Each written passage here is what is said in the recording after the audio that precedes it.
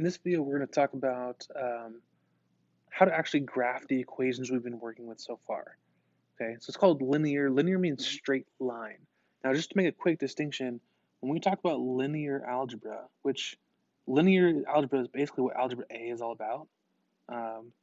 Algebra B, we get into nonlinear, which is like quadratic and in curves and stuff like that. But for this class, most of what we're going to graph is going to be straight lines. Okay. That's essentially what linear means. Linear means straight lines, a constant rate of change. Okay, and it actually ties into what we did in the last video where we talked about a function table. A function table is actually giving us more than just a list of inputs and outputs. It's actually telling us what our graph is going to look like.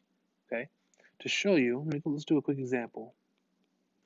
Let's say f of x is equal to 3x minus 1. And let's go and do a function table for that first. Okay, so let's say x and f of x. Okay, remember the concept with a function table is you could literally just plug in any number you wanted to and see what comes out, right? Input on the left, output on the right, okay? But we want to maybe see some patterns in here. So let's stick to some simple numbers. Let's go from -2, -1, 0, 1, and 2. That should give us a good amount of inputs and outputs.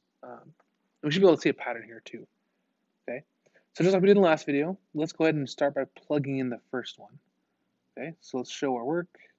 Place x with a parentheses, and let's input -2. Okay, we can do some mental math. So 3 times -2, okay, that's -6. And then -6 minus 1 gives you -7. And don't be afraid to use a calculator if you need to. Not a big deal. Okay. Again, we can't really get a pattern from just one output. We gotta keep going. So the next one, 3 times -1 minus 1. Okay. Back to this mental math. So 3 times -1, that's -3. And then -3 minus 1, -4. Okay. Now we should start to see that there's a pattern forming, right? Going from here to here, looks like they just added 3. Okay, but we have to prove that that works. So we got to do at least one more to make sure that this pattern exists. Okay, so let's plug in 0. And 0 should always be the easiest number to ever plug in. Because remember, anything times 0 is just 0, it's gone. Okay, so 3 times 0 is 0, and then minus 1, -1. Okay, so now we can actually verify that our pattern does exist. Okay, so the pattern is that they're adding 3 every single time. Okay, which means now we can just use the pattern. So going from -1 to the next one, we're going to add 3. So this would be 2. Then we're going to add 3 again. This would be 5. And we can keep going with this process to get as many points as we need. Okay, so that's what we did in the last video. Now what we're going to do is we're going to take that function table and use it to make a graph. Okay. Now, whether you knew it or not, you were actually coming up with coordinates for your graph. Okay. So we actually have the coordinates -2, -7, -1, -4, 0, -1, 1, 2, and 2, 5. Okay. All right, and that's plenty of points to come up with a accurate graph. Okay. Let me scroll down a little bit, and we'll talk about how to accurately graph this thing. Okay, so now most of us are going to be working on line paper if you guys have your notebook. So whenever you have to draw a graph, you want to be as neat as possible. Okay, so let's go ahead and draw a graph going in each direction. Okay, now if you are on line paper, here's what I would suggest. For the up and down axis, I would draw the tick marks like every halfway between the lines. Okay? And it goes up and down.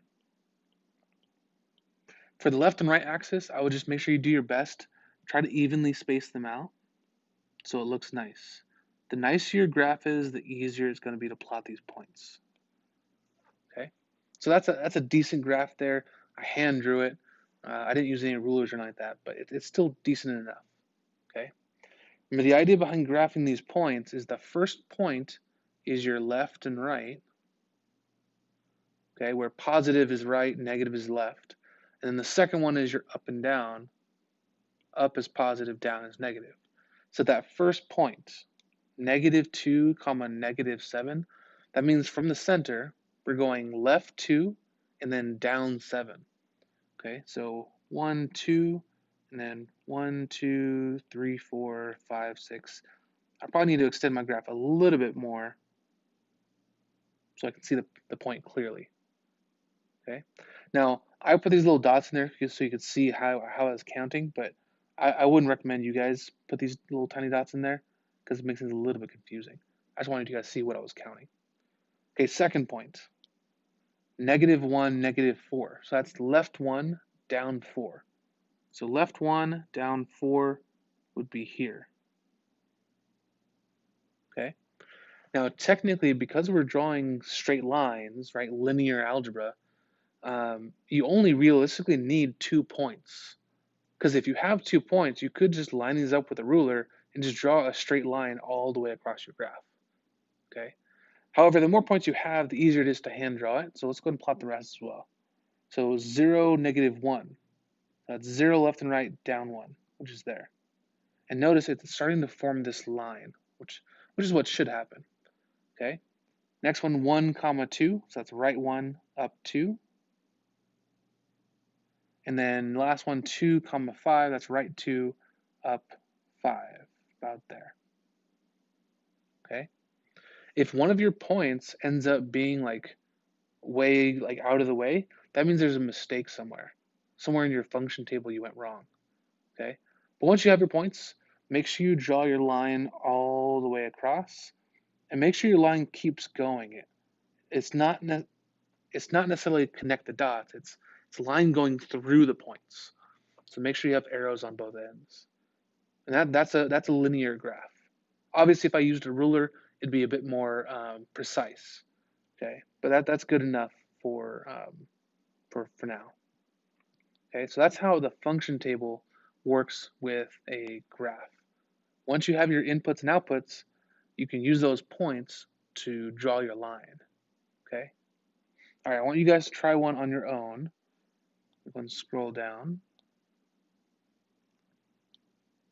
Okay, so I want you guys to try f of x is equal to -2x plus 2. And let's go with those same inputs and outputs. Well, same input, it'll be a different output. So same numbers, -2, -1, 0, 1, and 2. Okay? All right, go ahead and pause at this point. Get your output values, then press play to check, and then we'll do the graph.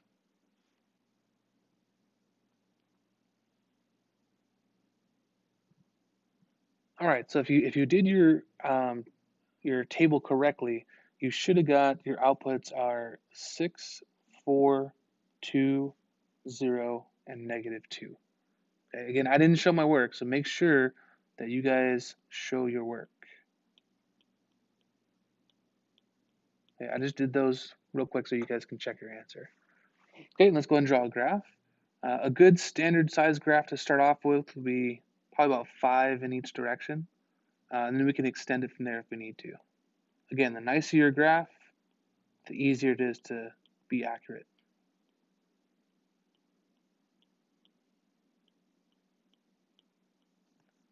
Okay, so first point, -2, 6. That's left 2, up 6. I'll put one more little line on there.